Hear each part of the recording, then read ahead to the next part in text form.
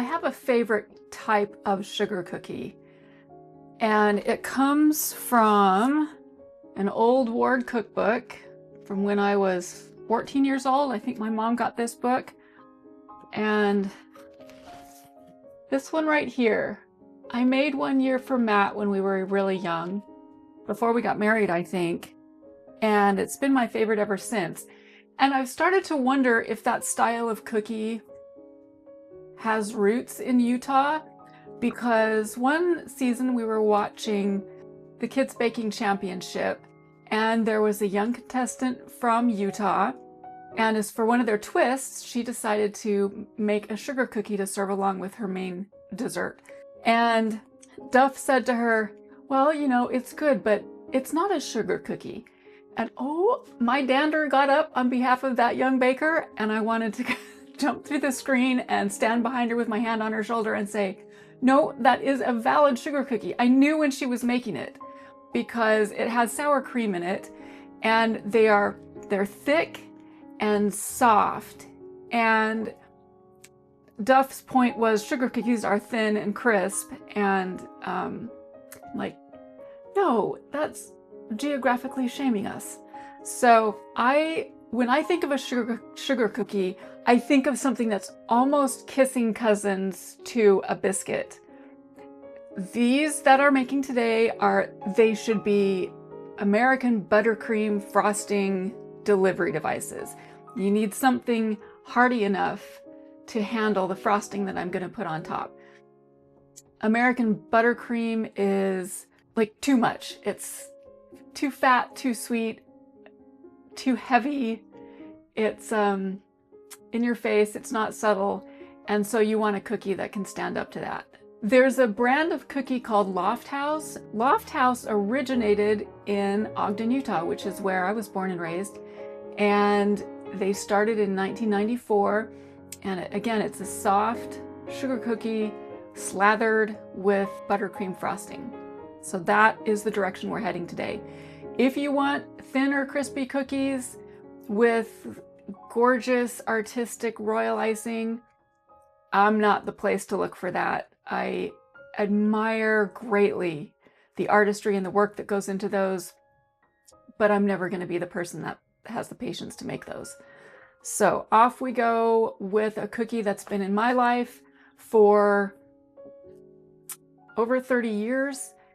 I've made a few tweaks to them, namely, at one point I was adding cardamom, and then I switched and started adding allspice instead because I thought allspice was a gentler spice to elevate without overtaking. And also I put in a tablespoon of honey powder.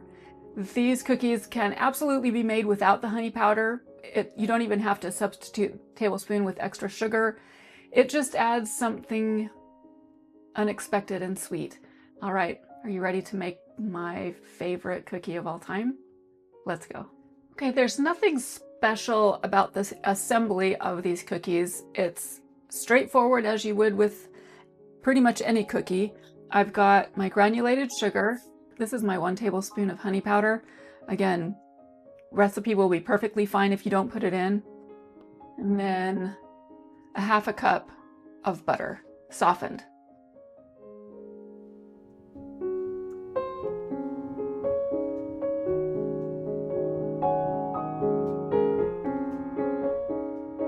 I feel good about that level of creaming, so we'll do 2 teaspoons of vanilla and 1 large egg.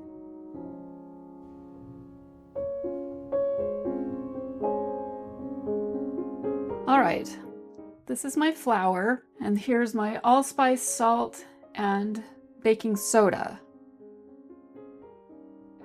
This is the stage where we alternate adding sour cream and flour. We do it in 3 stages. So first, go in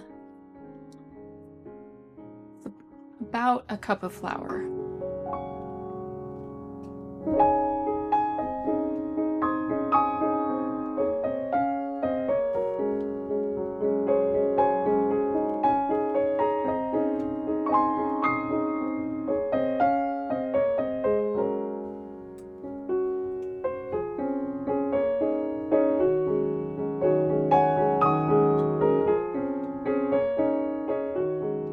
was talking about these being thick.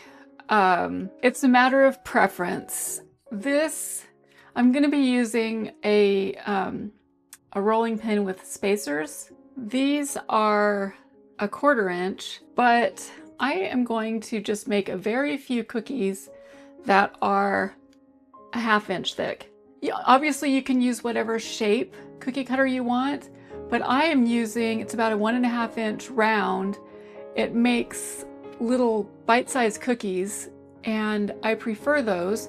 In the past, I've even made really thick cookies that are this big around, kind of like little cakes, which are a fun birthday treat if you wanted to do that for somebody and then decorate it like a little cake. You could even make a cookie layer cake out of this size.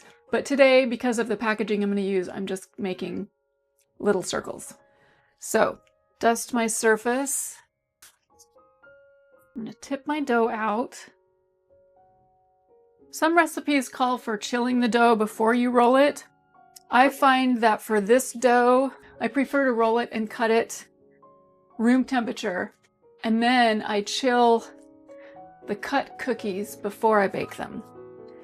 So right now, I'm kneading it a little bit. Trying to get it compressed so it rolls out nicely. Okay.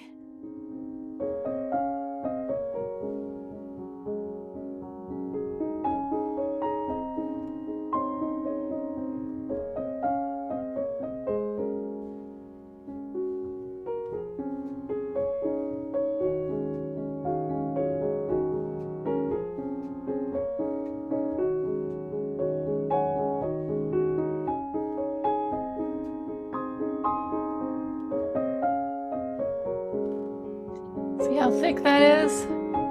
I would recommend rolling them thinner if you want to make shapes that are more intricate. That said, I would recommend keeping cookie cutter shapes you use for this recipe very simple, because this is not one of the sugar cookie recipes that doesn't spread. It will definitely get soft edges. So if you want precise sugar cookies, this is not that recipe. I'm going to put this in the freezer for a few minutes, cut up the rest of my dough, and then we will bake them.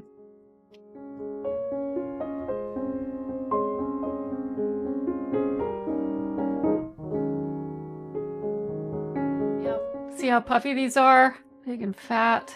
Slightly darker on the bottom, but not much, because we want to keep them soft. Although sometimes I overcook them a little bit and they get a crispy edge. I like that too. A little crispy edge, but soft all the way through.